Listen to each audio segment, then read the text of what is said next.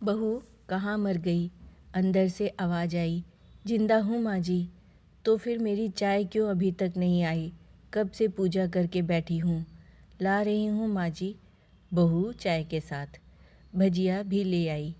सास ने कहा तेल खिलाकर मारेगी क्या? बहू ने कहा ठीक है माँ जी, ले जाती हूँ।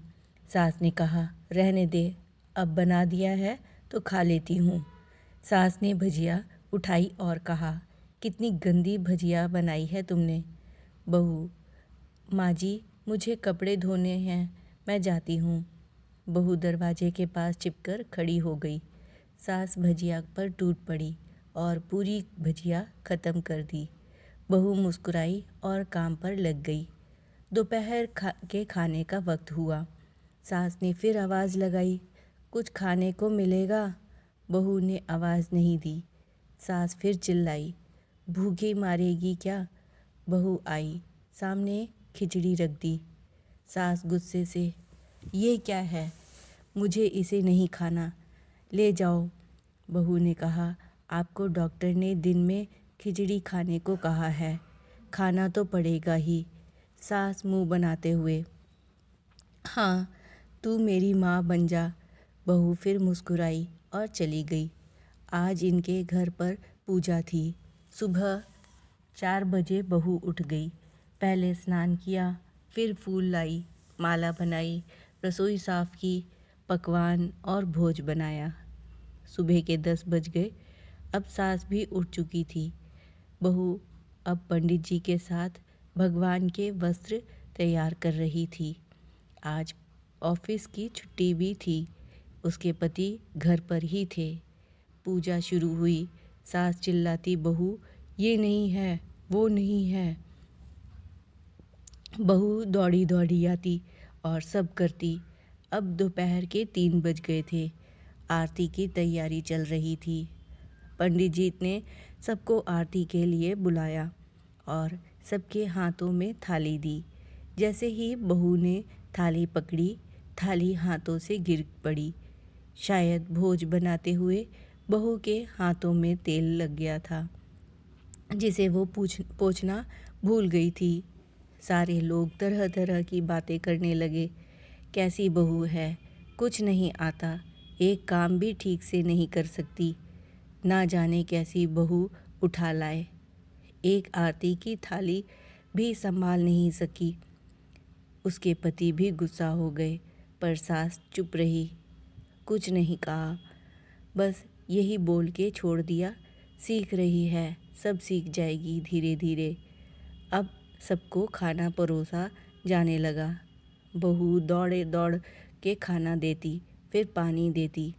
करीब 70-80 लोग हो गए थे।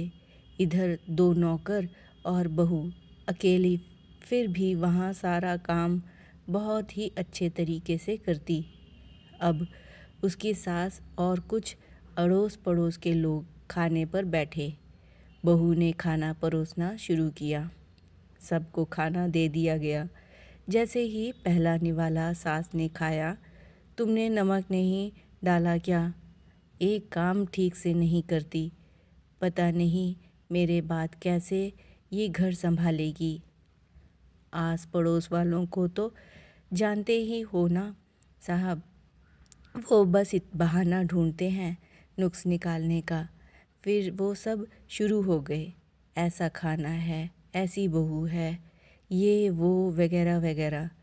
दिन का खाना हो चुका था। अब बहू बर्तन साफ करने नौकरों के साथ लग गई। रात में जगराता का कार्यक्रम रखा गया था। बहू ने भी 1-2 गीत गाने के लिए स्टेज पर चढ़ी। सास जोर से चिल्लाई, मेरी नाक मत कटा देना, गाना नहीं आता तो मत गा, वापस आ जा। बहू मुस्कुराई और गाने लगी। सबने उसके गाने की तारीफ़ की, पर सास मुंह फुलाते हुए बोली, इससे अच्छा तो मैं गाती थी जवानी में, मुझे तो कुछ भी नहीं आता। वह मुस्कुराई और चली गई। अब रात का खाना खिलाया जा रहा था। उसके पति के ऑफिस के दोस्त साइड में ही ड्रिंक करने लगे। उसका पति चिल्लाता, थोड़ा बर्फ़ लाओ, तो सास चिल्लाती, यहाँ दाल नहीं है। फिर चिल्लाता, कोल्ड ड्रिंक नहीं है, पापड़ ले आओ। इधर उधर आखिरी में उसके पति की शराब गिर पड़ी उसके एक दोस्त पर और बोतल टूट गई। पति गुस्से में दो झापड़ अपनी पत्नी को लगाते हुए कहता है, जाहिल कहीं की, देखकर नहीं कर सकती, तुझे इतना भी काम नहीं आता। सारे लोग देखने लगे। उसकी पत्नी रोते हुए कमरे की तरफ दौड़ी। फिर उसके दोस्तों ने कहा, क्या यार, पूरा मूड खराब कर दिया। यहाँ नहीं बुलाया होता, हम कहीं और पार्टी कर लेते।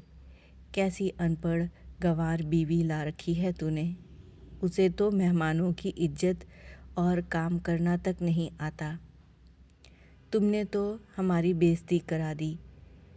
अब आस पड़ोस की औरतों को और बहाना मिल गया था।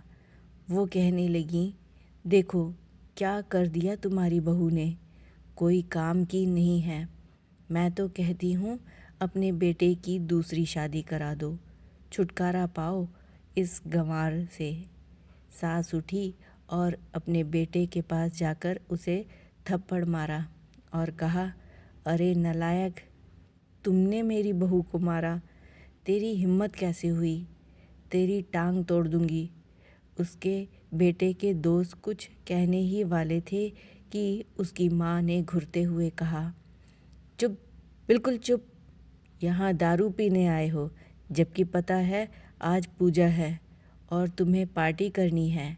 कैसे संस्कार दिए हैं तुम्हारे माँ बाप ने, और किसने मेरी बहू को जाहिल बोला। जरा इधर आओ, चप्पल से मारूंगी अगर मेरी बहू को किसी ने शब्द भी कहा तो। अरे पापी, तूने उस लड़की को बस इसलिए मारा कि तेरी शराब टूट गई। पापी, वो बच्ची सुबह 4 बजे से उठी है, घर का सारा काम कर रही है, ना सुबह से नाश्ता किया, ना दिन का खाना खाया, फिर भी हंसते हुए, सबकी बातें सुनते हुए, ताने सुनते हुए घर के काम में लगी रही।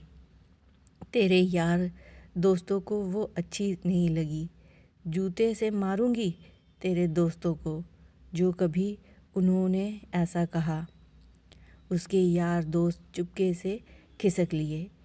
अब सास बहू के कमरे में गई और बहू का हाथ पकड़कर बाहर लाई। सबके सामने कहने लगी, किसने कहा था अपनी बहू को घर से निकाल के दूसरी बहू ले आना। जरा सामने आओ। कोई सामने नहीं आया। फिर सास ने कहा, तुम जानती भी क्या हो इस लड़की के बारे में। ये मेरी माँ भी है, बेटी भी। माँ इसलिए मुझे गलत काम करने पर डांटती है और बेटी इसलिए कभी कभी मेरी दिल की भावनाएं समझ जाती है। मेरी दिन रात सेवा करती है, मेरे 1000 ताने सुनती है, पर एक शब्द भी गलत नहीं कहती, ना सामने ना पीठ पीछे। और तुम कहते हो दूसरी बहू ले आऊं। याद है ना छुटकी की दादी, अपनी बहू की करतूत। सास ने गुस्से से पड़ोस की महिला को कहा, अभी पिछले हफ्ते ही तुम्हें मियाँ बीवी भूखे छोड़ घूमने चले गए थे। मेरी इस बहू ने 7 दिनों तक तुम्हारे घर पर खाना पीना, यहाँ तक कि तुम्हारे पैर दबाने जाती थी, और तुम इसे जाहिल बोलती हो। जाहिल तो तुम सब हो जो कोयले और हीरे में फ़र्क नहीं जानते। अगर आइंदा मेरी बहू के बारे में किसी ने एक लफ्ज़ भी बोला तो मुझसे बुरा कोई नहीं होगा, क्योंकि ये मेरी बहू नहीं, मेरी बेटी है। बहू सिसकियाँ लेते हुए फिर कमरे में चली गई। सास ने एक प्लेट उठाई और भोजन परोसा, बहू के कमरे में खुद ले गई। सास को भोजन लेता देख तो बहू ने कहा, अरे माँ जी, आप क्या कर रही हो, मैं खुद ले लेती। सास ने प्यार से ताने मारते हुए कहा, डर मत, इसमें जहर नहीं है, मारूंगी नहीं। तुझे तुझे नई सास चाहिए होगी, पर मुझे अभी भी तू ही मेरे घर की बहू चाहिए। बहू ने अपनी सास को रोते हुए गले से लगा लिया। सास भी रो दी पहली बार और कहा, चल खाना खा ले। फिर मजाक करते हुए कहा, फिर मेरे पैर दबाने चले आना, और ये ख्याल मन में मत लाना कि सास पैर बोलती है। किसी दिन मैं इसका गला दबा दूंगी, क्योंकि कभी मैं भी यही सोचती थी। दोनों खूब हंसने लगती हैं। कुछ रिश्ते बहुत मीठे होते हैं, बस बातें कड़वी होती हैं। दोस्तों, आपको ये कहानी कैसी लगी मुझे कमेंट सेक्शन में लिख के ज़रूर बताइए। कहानी अच्छी लगी हो तो वीडियो को प्लीज़ एक लाइक और शेयर ज़रूर कर दीजिएगा। आपका बहुत बहुत धन्यवाद।